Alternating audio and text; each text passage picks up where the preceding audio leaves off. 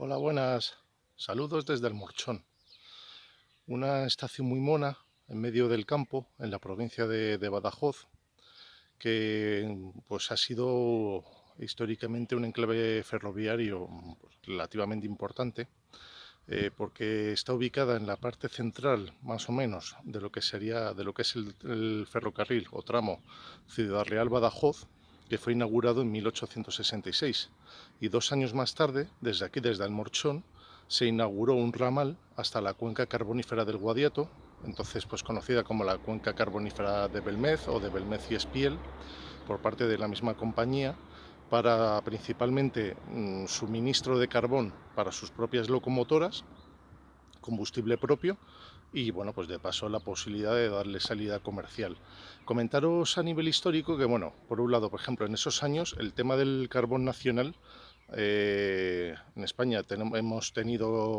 yacimientos de carbón, pero bueno, aún así, en aquella época le costaba competir con el carbón británico, que se importaba, por si no me tengo mal entendido, por puertos como el de Alicante. Y bueno, pues era una lucha que había entre el carbón de las cuencas asturianas y leonesas, el británico y este de aquí, el de esta zona de Andalucía. También sin dejar de lado el de Villanueva del Río y Minas, en Sevilla, que fue propiedad de la compañía MZA. Esta línea también acabó siendo absorbida por MZA años más tarde. Contaros una cosilla, un capítulo de historia económica. Cuando se construyó este ferrocarril, la legislación vigente en ese momento, con la buena intención de fomentar la rápida construcción de ferrocarriles por toda España, eh, tenía un artículo que permitía o hacía una exención de impuestos o aranceles para todos los materiales importados del extranjero. Eh, con los años, vamos, o sea, desde una locomotora a un vagón o a artículos más pequeños, ahora como os voy a contar, que se comprase a Inglaterra o a fabricantes británicos, franceses o belgas, entraba en el país sin pago de aranceles.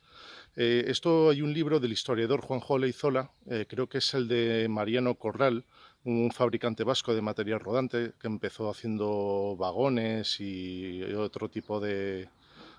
equipos. Lo relata bastante bien la evolución legislativa a partir de esta ley, porque claro, no fomentó en absoluto la fabricación nacional, ya no de locomotoras o vagones, sino como por ejemplo cosas como palas,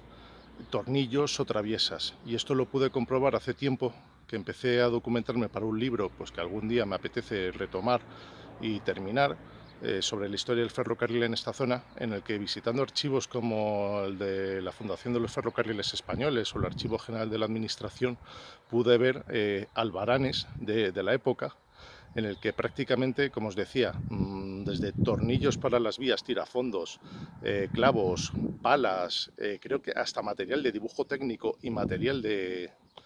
topografía, se traía bien mayoritariamente por Portugal, algunas cosas también por la frontera francesa, con pago exento de aranceles. Bien, por un lado, o sea, podemos considerar que era necesario para fomentar el establecimiento de un medio de transporte en un país en ese momento, tristemente, tengo que admitirlo, atrasado, y atrasado, muy anclado en una economía muy anclado en una economía agraria. Pero claro, ¿hasta qué punto eso no favorecía o no impulsaba que autóctonos de aquí se esforzasen y centrasen inversiones por crear fábricas, ya no de locomotoras y vagones, lo que entonces serían en esa época equipos, tecnología puntera, sino a lo mejor incluso cosas tan sencillas como materiales como los que os he comentado? El libro, no obstante, el libro de Olaizola va relatando cómo con el transcurso de los años distintos gobiernos de España, en fin, fueron modificando la legislación para en un momento dado ya sí empezar a fomentar que se hiciesen aquí cosas y fueron apareciendo fabricantes de vagones y afortunadamente pues bueno, fabricantes también de locomotoras, como fue la Maquinista Terrestre y Marítima de Barcelona. Y bueno, pues de momento contaros esas cosillas estando aquí en